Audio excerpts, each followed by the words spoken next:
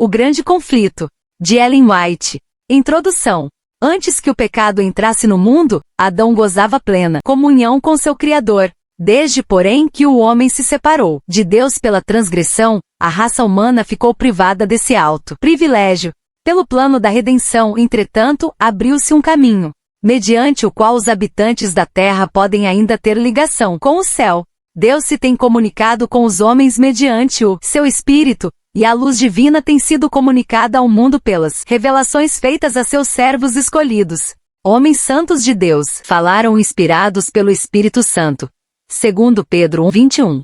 Durante os primeiros 25 séculos da história humana, não houve nenhuma revelação escrita. Aqueles dentre os homens que haviam sido feitos receptáculos das revelações divinas comunicavam estas verbalmente aos seus descendentes, passando assim o seu conhecimento para gerações sucessivas. A revelação escrita data de Moisés, que foi o primeiro compilador dos fatos até então revelados, os quais enfeixou em volume. Esse trabalho prosseguiu por espaço de 1600 anos, desde Moisés, o autor do Gênesis, até João o Evangelista, que nos transmitiu por escrito os mais sublimes fatos do Evangelho. A Escritura Sagrada aponta a Deus como seu autor, no entanto, foi escrita por mãos humanas e no variado estilo de seus diferentes livros apresenta os característicos dos diversos escritores. As verdades reveladas são dadas por inspiração de Deus segundo Timóteo 3,16. Acham-se, contudo, expressas em palavras de homens. O Ser Infinito, por meio de seu Santo Espírito, derramou luz no entendimento e coração de seus servos. Deu sonhos e visões, símbolos e figuras. E aqueles a quem a verdade foi assim revelada concretizaram os pensamentos em linguagem humana. Os 10 mandamentos foram pronunciados pelo próprio Deus, e por sua própria mão foram escritos. São de redação divina e não humana, mas a Escritura Sagrada, com suas divinas verdades, expressas em linguagem de homens, apresenta uma união do divino com o humano. União semelhante existiu na natureza de Cristo, que era o Filho de Deus e Filho do homem. Assim é verdade com relação à Escritura, como foi em relação a Cristo que o Verbo se fez carne e habitou entre nós. João 1,14. Escritos em épocas diferentes, por homens de origem e posição diversas e variando entre si quanto à sua capacidade intelectual e espiritual, os livros da Bíblia oferecem um singular contraste de estilos e uma variedade de formas dos assuntos expostos. A fraseologia dos diferentes escritos diverge, expondo uns os mesmos fatos com maior clareza do que outros, e como sucede, às vezes, tratarem um mesmo assunto sob aspectos e relações diferentes, pode parecer ao leitor de ocasião e imbuído de algum preconceito, que os seus conceitos divergem quando o meditado estudo deixa transparecer claramente o seu fundo harmônico. Sendo tratada por individualidades distintas, a verdade nos é, assim, apresentada nos seus diferentes aspectos. Um escritor se impressiona mais com uma face da questão e se especializa naqueles pontos que têm relação mais direta com as suas experiências pessoais, o que ele melhor percebe e aprecia, ao passo que outro prefere encará-la por outro prisma, cada qual, porém, sob a direção de um mesmo espírito apresenta aquilo que mais particular impressão exerce sobre o seu espírito, resultando daí uma variedade de aspectos da mesma verdade, mas perfeitamente harmônicos entre si. As verdades assim reveladas formam um conjunto perfeito que, admiravelmente se adapta às necessidades do homem em todas as condições e experiências da vida. É assim que Deus se agradou comunicar sua verdade ao mundo, por meio de agências humanas que ele próprio, pelo seu Espírito, faz idoneias para essa missão, dirigindo-lhes a mente no tocante ao que devem falar ou escrever. Os tesouros divinos são deste modo confiados a vasos terrestres sem contudo nada perderem de sua origem celestial. O testemunho nos é transmitido nas expressões imperfeitas de nossa linguagem, conservando todavia o seu caráter de testemunho de Deus, no qual o crente submisso descobre a virtude divina, superabundante em graça e verdade. Em sua palavra, Deus conferiu aos homens o conhecimento necessário à salvação. As Santas Escrituras devem ser aceitas como autorizada e infalível revelação de sua vontade. Elas são a norma do caráter, o revelador das doutrinas, a pedra de toque da experiência religiosa. Toda a Escritura é inspirada por Deus e útil para o ensino, para a repreensão, para a correção, para a educação na justiça, a fim de que o homem de Deus seja perfeito e perfeitamente habilitado para toda boa obra, segundo Timóteo 3:16 e 17. Todavia, o fato de que Deus revelou sua vontade aos homens por meio de sua palavra, não tornou desnecessária a contínua presença e direção do Espírito Santo.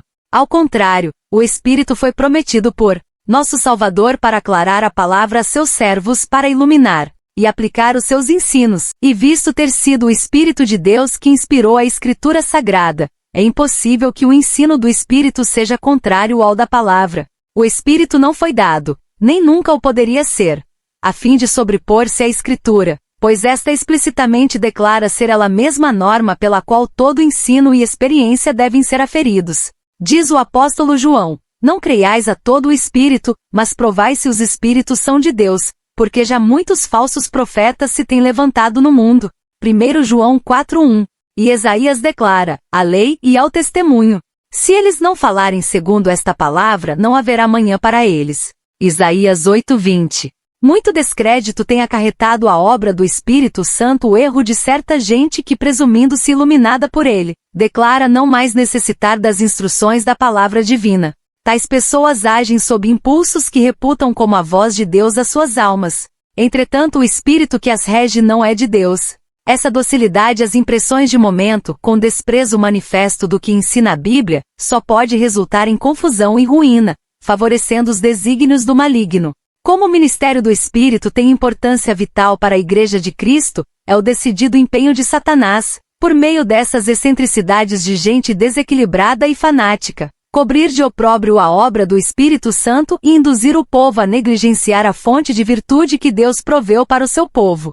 Em harmonia com a palavra de Deus, deveria seu Espírito continuar sua obra durante todo o período da dispensação evangélica. Durante os séculos em que as Escrituras do Antigo Testamento bem como as do Novo estavam sendo dadas, o Espírito Santo não cessou de comunicar luz a mentes individuais, independentemente das revelações a serem incorporadas no cânon sagrado. A Bíblia mesma relata como, mediante o Espírito Santo, os homens receberam advertências, reprovações, conselhos e instruções, em assuntos de nenhum modo relativos à outorga das Escrituras. E faz-se menção de profetas de épocas várias, de cujos discursos nada há registrado. Semelhantemente, após a conclusão do cânon das Escrituras, o Espírito Santo deveria ainda continuar a sua obra, esclarecendo, advertindo e confortando os filhos de Deus. Jesus Cristo prometeu a seus discípulos, o Consolador, o Espírito Santo, que o Pai enviará em meu nome, esse vos ensinará todas as coisas, e vos fará lembrar de tudo quanto vos tenho dito. João 14:26. Quando vier aquele Espírito de verdade, ele vos guiará em toda a verdade, e vos anunciará o que há de vir. João 16:13. As Escrituras claramente ensinam que estas promessas, longe de se limitarem aos dias apostólicos, se estendem à Igreja de Cristo em todos os séculos. O Salvador afirma a seus seguidores: estou convosco todos os dias até a consumação dos séculos. Mateus 28:20. E Paulo declara que os dons e manifestações do Espírito foram postos na Igreja para o aperfeiçoamento dos santos, para a obra do ministério, para a edificação do corpo de Cristo, até que todos cheguemos à unidade da fé e ao conhecimento do Filho de Deus, a varão perfeito, à medida da estatura completa de Cristo. Efésios 4:12 e 13. A favor dos crentes da Igreja de Éfeso, o apóstolo Paulo orava, para que o Deus de nosso Senhor Jesus Cristo, o Pai da Glória, vos conceda espírito de sabedoria e de revelação no pleno conhecimento dele, iluminados os olhos do vosso coração, para saberdes qual é a esperança do seu chamamento, e qual a suprema grandeza do seu poder para com os que cremos, segundo a eficácia da força do seu poder. Efésios 1:17 a 19. Era a ministração do Espírito na iluminação do entendimento e desvendação dos olhos do espírito humano para penetração das coisas profundas da palavra de Deus, que o apóstolo suplicava para a Igreja de Éfeso. Depois da maravilhosa manifestação do Espírito Santo no dia de Pentecoste, Pedro exortou o povo a arrepender-se e batizar-se em nome de Cristo, para a remissão de seus pecados, e disse ele: e recebereis o dom do Espírito Santo, porque a promessa vos diz respeito a vós, a vossos filhos, e a todos os que estão longe, a tantos quantos Deus nosso Senhor chamar. Atos 2:38 e 39. Em imediata relação com as cenas do grande dia de Deus, o Senhor, pelo profeta Joel, prometeu uma manifestação especial de seu Espírito. Joel 2:28. Esta profecia recebeu cumprimento parcial no derramamento do Espírito, no dia de Pentecoste, mas atingirá seu pleno cumprimento na manifestação da graça divina que acompanhará a obra final do Evangelho. A grande controvérsia entre o bem e o mal há de assumir proporções cada vez maiores até o seu final desenlace. Em todas as épocas a ira de Satanás esteve voltada contra a Igreja de Cristo, motivo pelo qual Deus adotou do seu Espírito e de sua graça para que pudesse enfrentar todas as oposições do mal.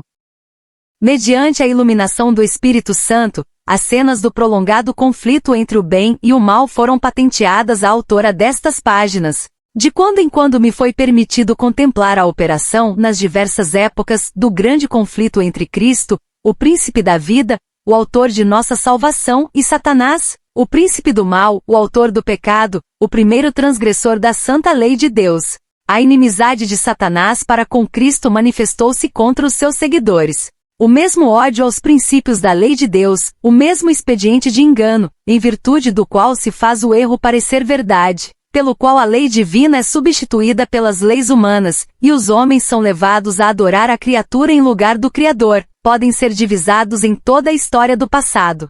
Os esforços de Satanás para representar de maneira falsa o caráter de Deus, para fazer com que os homens nutram um conceito errôneo do Criador, e assim o considerem com temor e ódio em vez de amor. Seu empenho para pôr de parte a lei divina, levando o povo a julgar-se livre de suas reivindicações e sua perseguição aos que ousam resistir a seus enganos, têm sido prosseguidos com persistência em todos os séculos. Podem ser observados na história dos patriarcas, profetas e apóstolos, mártires e reformadores. No grande conflito final, como em todas as eras anteriores, Satanás empregará os mesmos expedientes, manifestará o mesmo espírito, e trabalhará para o mesmo fim. Aquilo que foi será, com a exceção de que a luta vindoura se assinalará por uma intensidade terrível, tal como o mundo jamais testemunhou. Os enganos de Satanás serão mais sutis, seus assaltos mais decididos. Se possível fora, transviaria os escolhidos. Marcos 13:22. À medida que o Espírito de Deus me ia revelando à mente as grandes verdades de sua palavra, e as cenas do passado e do futuro, era-me ordenado tornar conhecido a outros o que assim fora revelado, delineando a história do conflito nas eras passadas, e especialmente apresentando-a de tal maneira a lançar luz sobre a luta do futuro em rápida aproximação. Para alcançar esse propósito, esforcei-me por selecionar e agrupar fatos da história da Igreja de tal maneira a esboçar o desdobramento das grandes verdades probantes que em diferentes períodos foram dadas ao mundo, as quais excitaram a ira de Satanás e a inimizade de uma Igreja que ama o mundo, verdades que têm sido mantidas pelo testemunho dos que não amaram suas vidas até a morte. Nestes relatos podemos ver uma prefiguração do conflito perante nós. Olhando-os à luz da palavra de Deus, e pela iluminação de seu Espírito, podemos ver a descoberto os ardis do maligno e os perigos que deverão evitar os que serão achados irrepreensíveis diante do Senhor em sua vinda. Os grandes acontecimentos que assinalaram o progresso da reforma nas épocas passadas, constituem assunto da história, bastante conhecidos e universalmente reconhecidos pelo mundo protestante, são fatos que ninguém pode negar. Esta história apresentei-a de maneira breve, de acordo com o escopo deste livro e com a brevidade que necessariamente deveria ser observada, havendo os fatos sido condensados no menor espaço compatível com sua devida compreensão. Em alguns casos em que algum historiador agrupou os fatos de tal modo a proporcionar, em breve, uma visão compreensiva do assunto, ou resumiu convenientemente os pormenores, suas palavras foram citadas textualmente em alguns outros casos, porém, não se nomeou o autor, visto como as transcrições não são feitas com o propósito de citar aquele escritor como autoridade, mas porque sua declaração provê uma apresentação do assunto, pronta e positiva. Narrando a experiência e perspectivas dos que levam avante a obra da reforma em nosso próprio tempo, fez-se uso semelhante de suas obras publicadas. O objetivo deste livro não consiste tanto em apresentar novas verdades concernentes às lutas dos tempos anteriores, como em aduzir fatos e princípios que têm sua relação com os acontecimentos vindouros. Contudo, encarados como uma parte do conflito entre as forças da luz e das trevas, vê-se que todos esses relatos do passado têm nova significação. e por meio deles projetasse uma luz no futuro, iluminando a senda daqueles que, semelhantes aos reformadores dos séculos passados, serão chamados, mesmo com perigo de todos os bens terrestres, para testificar da palavra de Deus e do testemunho de Jesus Cristo. Desdobrar as cenas do grande conflito entre a verdade e o erro, revelar os ardis de Satanás e os meios por que lhe podemos opor eficaz resistência. Apresentar uma solução satisfatória do grande problema do mal, derramando luz sobre a origem e a disposição final do pecado, de tal maneira a manifestar-se plenamente a justiça e benevolência de Deus em todo o seu trato com suas criaturas, e mostrar a natureza santa e imutável de sua lei. Eis o objetivo deste livro. Que mediante sua influência almas se possam libertar do poder das trevas, e tornar-se participantes da herança dos santos na luz. Para louvor daquele que nos amou e se deu a si mesmo por nós, é a fervorosa oração da autora.